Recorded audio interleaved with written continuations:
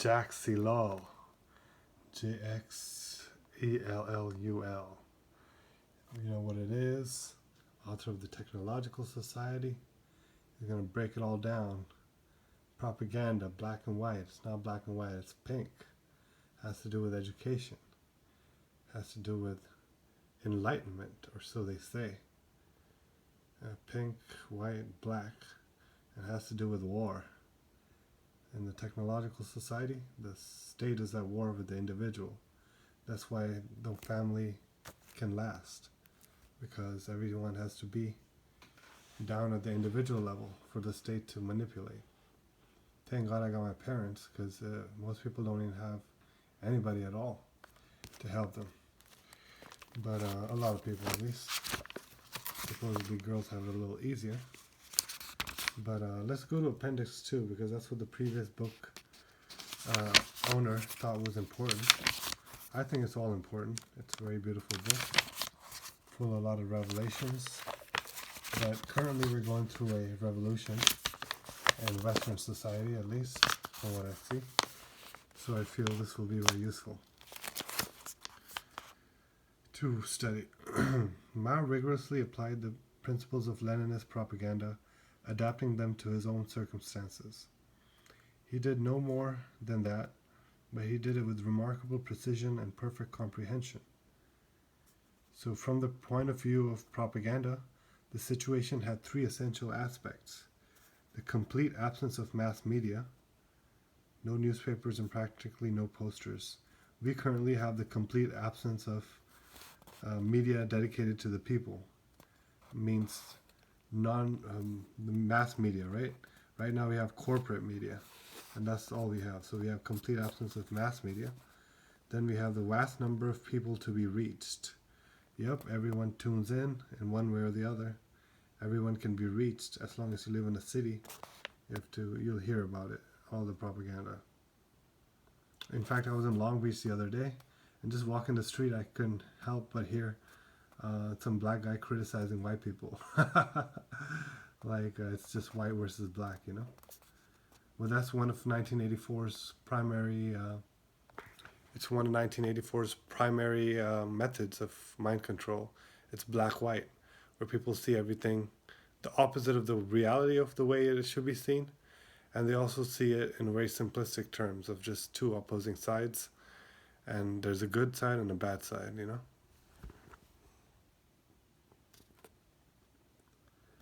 And then the revolutionary character of the war he led. So yeah, Black Lives Matter sounds pretty revolutionary, you know? Seems like something good. Seems like something that's going to change everything bad.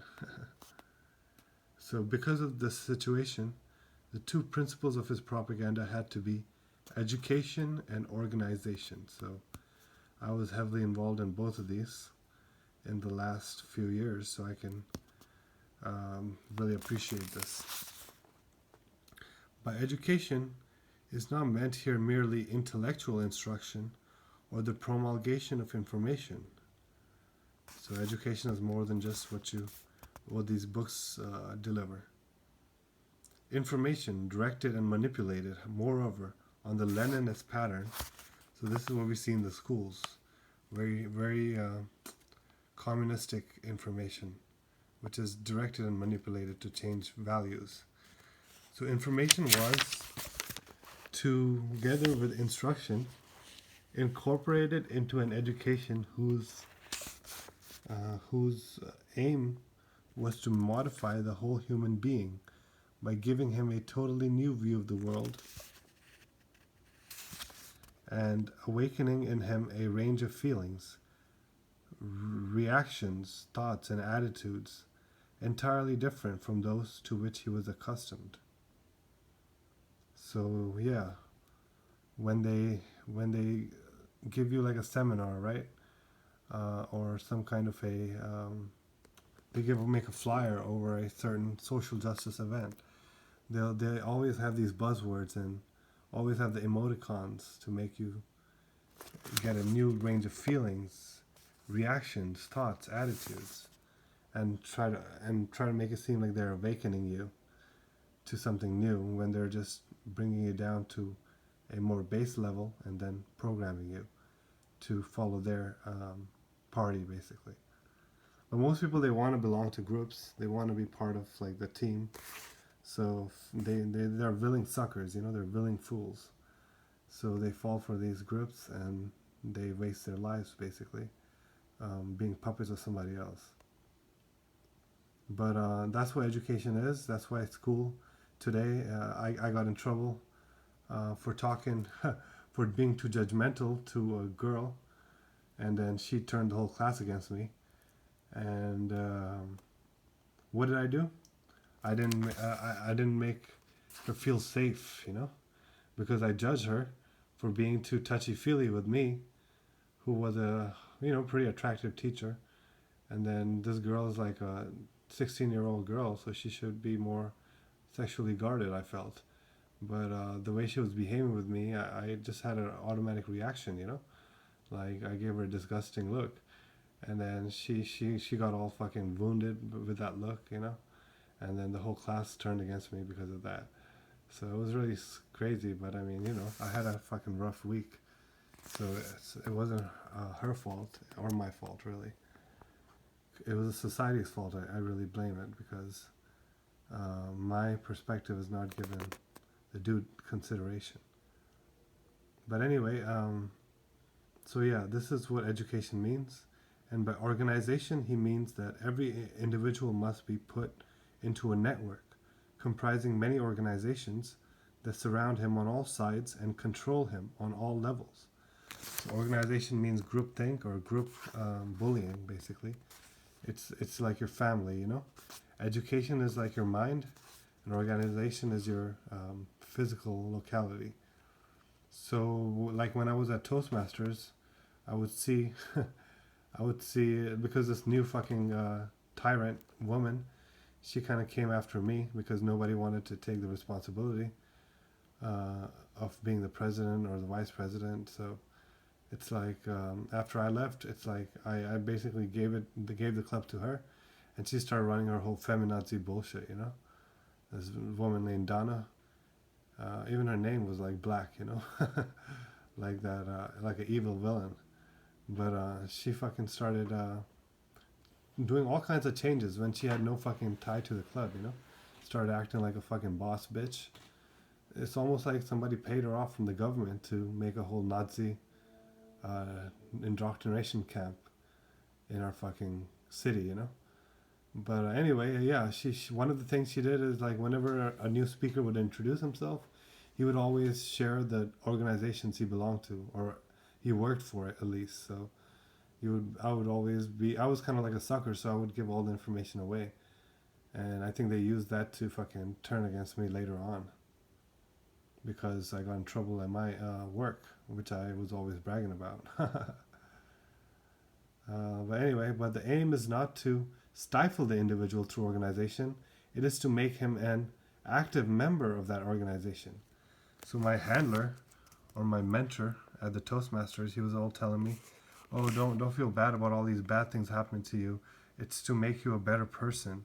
And sure, he's got a point in there, but when he's actually doing it with a certain aim to change you into a fucking groupthink member, into a fucking, slave, basically.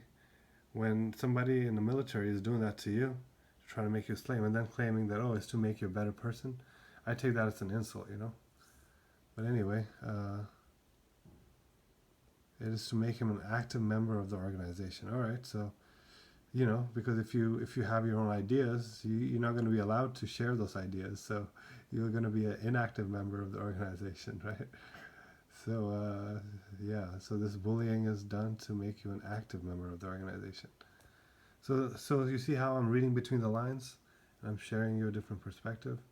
Somebody ought to be paying me for this, I can't even do this in the schools because it's too far out. I tried to do it, but unfortunately I eventually got in trouble. But, I'm just saying that people should be paying for, or not just paying, but engaging themselves in higher levels of education. If you don't have the ability to like put in the time and effort necessary to, like the Bible says, to renew your mind, then perhaps you shouldn't even be active in politics. You shouldn't vote. Why do people think it's like a right to vote or it's like a good thing to vote? If you have no idea what's the best option in a course of events, maybe you should reserve your own will and try to take the advice from somebody else, which is what most people already do.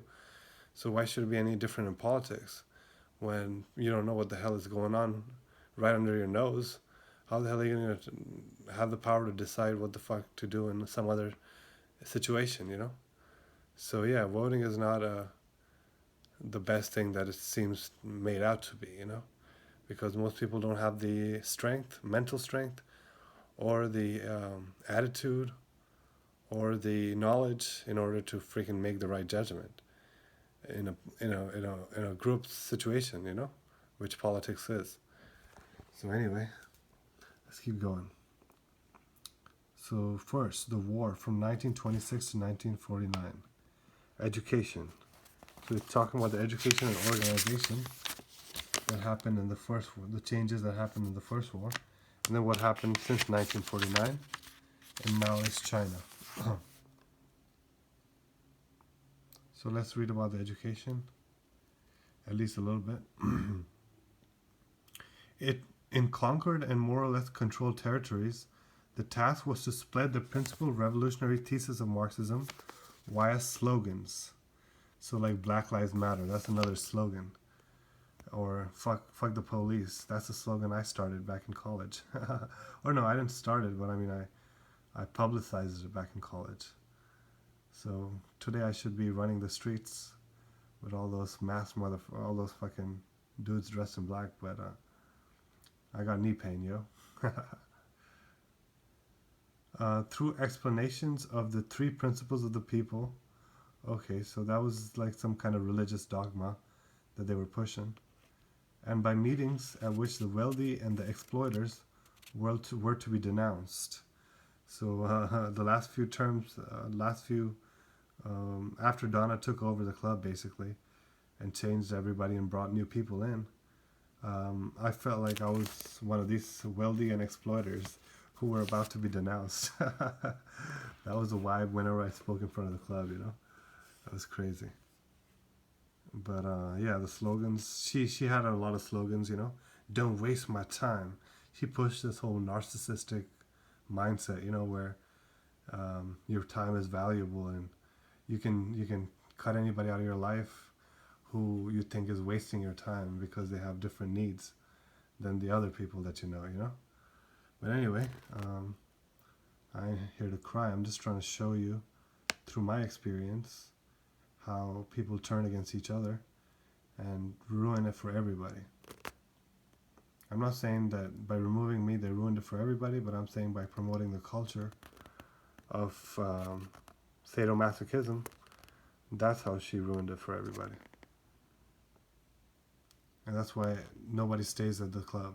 Everybody keeps leaving because they see all the fucking disgusting people in there. So political education was aimed less at agitation and rebellion and more at slow and deep infusion of certain economic notions based on the widespread desire for land distribution. So first, just like Yuri Bezmenov talked about, the education was not incitatory. It's not what you see nowadays. It's like, go kill Whitey.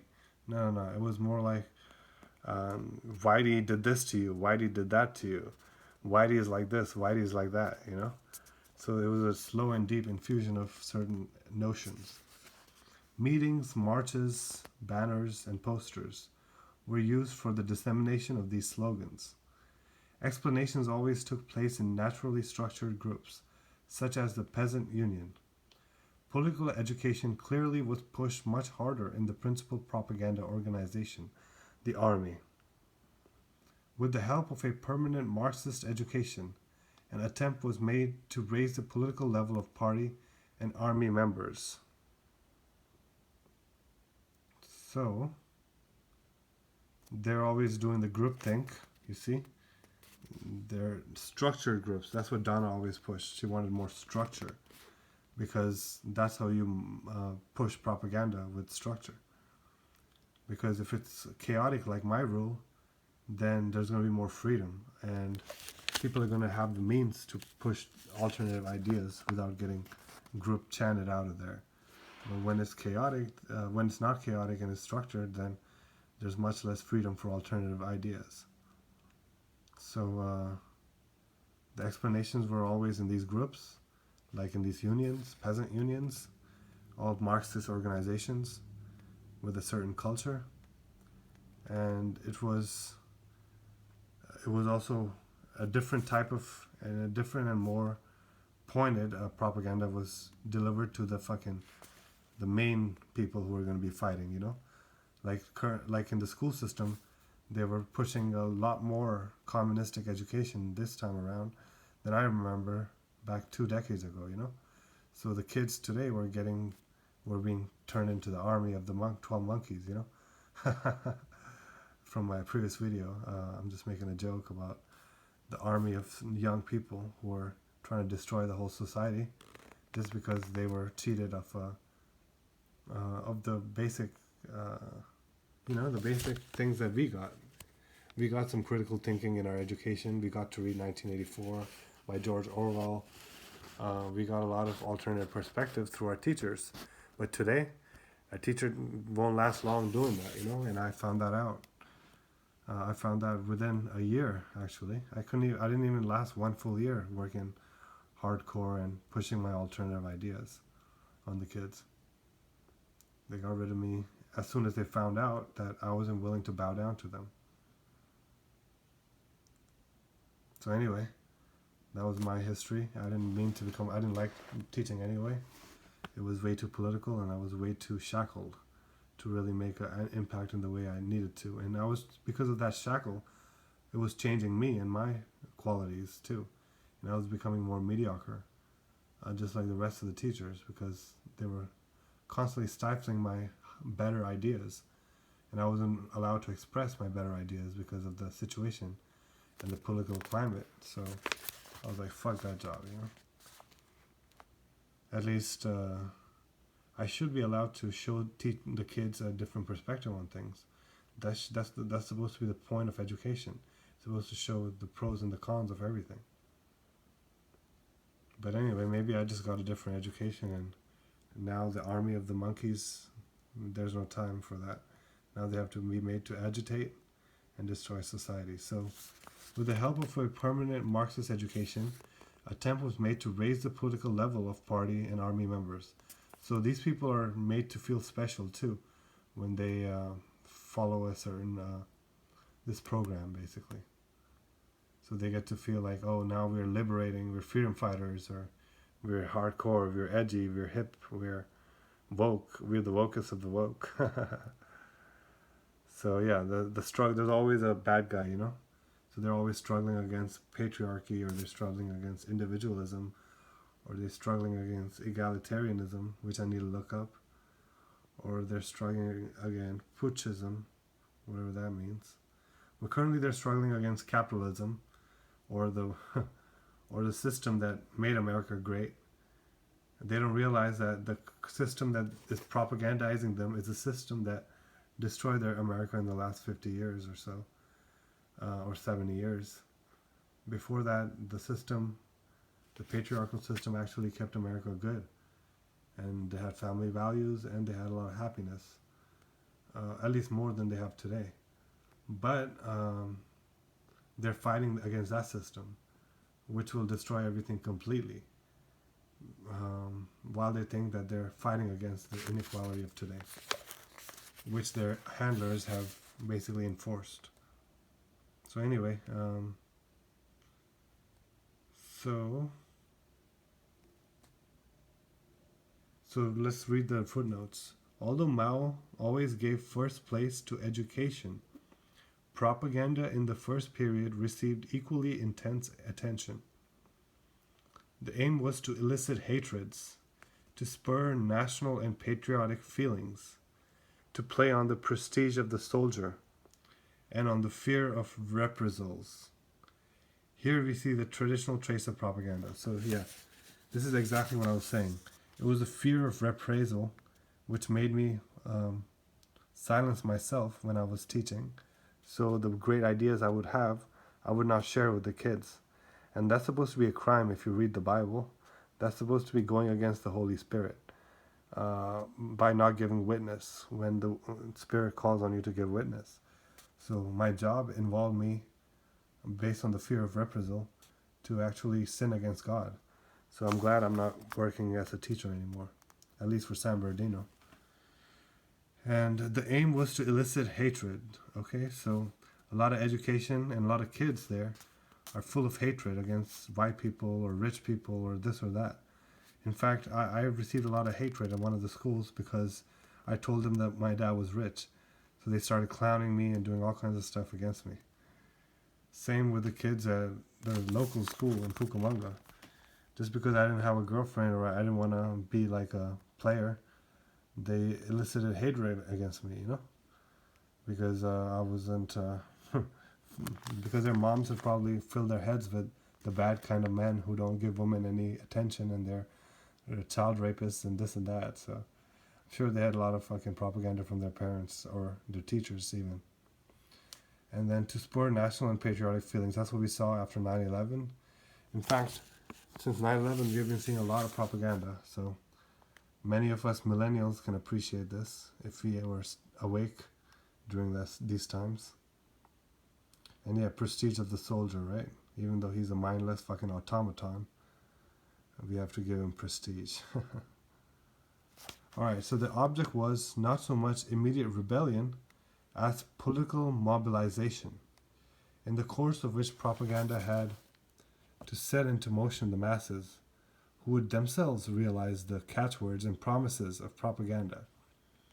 This may well be an original idea conceived by Mao, he who formulates the slogan not being the one to fulfill the promise it contains. The slogan will mobilize the people. The slogan also means mantra. So mantra, right? It's all about the slogans, baby. So they will mobilize the people who will then have to do the work to attain the objective contained in the formula that excited them in the first place. All right, let me take a break. Actually, yeah, you can just read this later on your own because it just has the same idea. So they capture enemy soldiers, just like your kids, and subjected them to intensive propaganda, new political formation, complete transformation of their view of the world, and then they'll release them to save back black lives by destroying black people's businesses and their livelihoods, They should be going to grocery stores and shopping without masks on if they really want to make an example or set a trend that changes something for the good, instead of doing what their handlers want them to do, which is put everything to a stop, make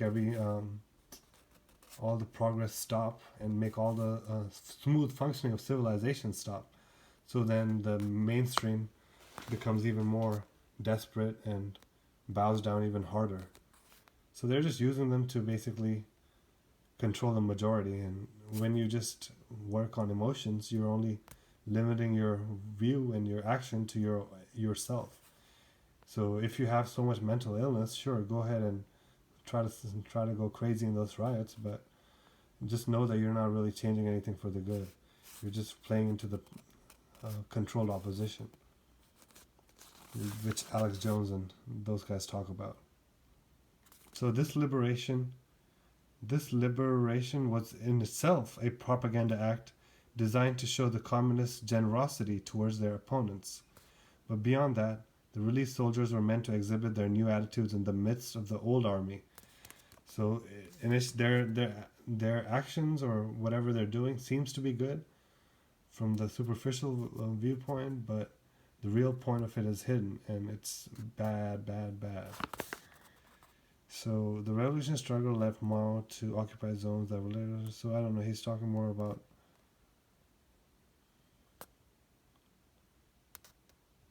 Oh, okay.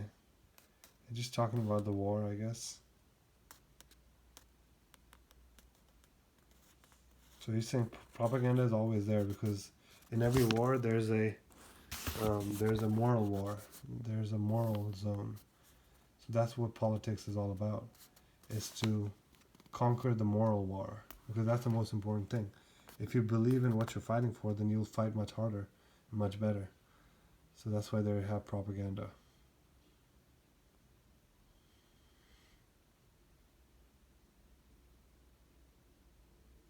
So he wanted to leave like certain zones of ideological people. So when he can take out his army, he will still have power in that area because he brainwashed everybody. So that's what it's really saying here.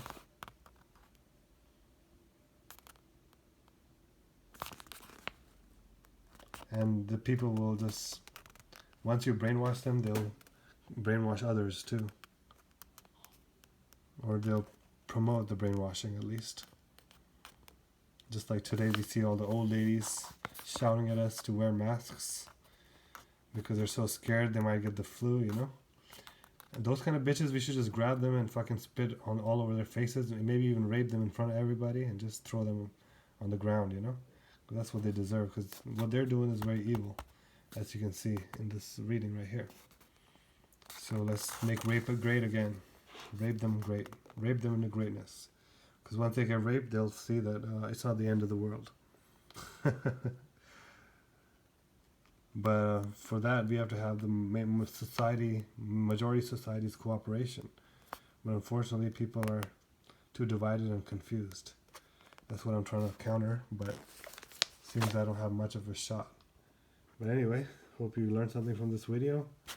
We talked about education and organization, and I'll come back to that in the next part 2.